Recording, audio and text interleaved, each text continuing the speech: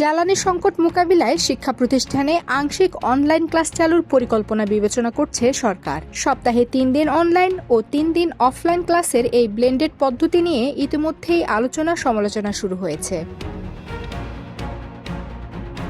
সংশ্লিষ্টদের প্রশ্ন, জ্বালানি সাশ্রয়ের জন্য শিক্ষা খাতকে টার্গেট করা কতটা যৌক্তিক? বিশেষ করে কোভিড-19 মহামারীর অভিজ্ঞতা বলছে, অনলাইন শিক্ষা দেশে এখনো পুরোপুরি কার্যকর ও সমতাভিত্তিক নয়।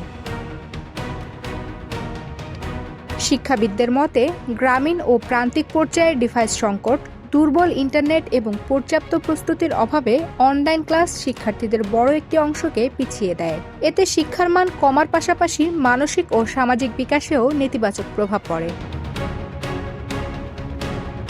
অন্যদিকে আংশিক অনলাইন ব্যবস্থায় জ্বালানি সাশ্রয়ও সীমিত হতে পারে বলে মনে করছেন বিশেষজ্ঞরা। শিক্ষা প্রতিষ্ঠান বন্ধ থাকলে যেমন সাশ্রয় হয়, অনলাইন ক্লাস চালু থাকলে গৃহস্থালিতে বিদ্যুৎ ব্যবহারের কারণে সেই সাশ্রয়ের বড় অংশই কমে যেতে পারে।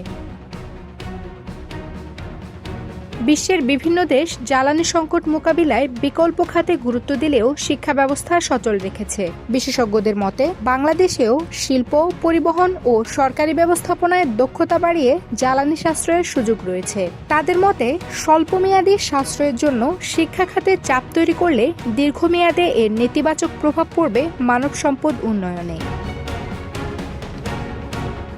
তাই বিশেষজ্ঞরা বলছেন, জ্বালানি সংকট মোকাবিলায় শিক্ষা নয় বরং অন্যান্য খাতে কার্যকর পদক্ষেপই হতে পারে টেকসই সমাধান। Campus Times desk.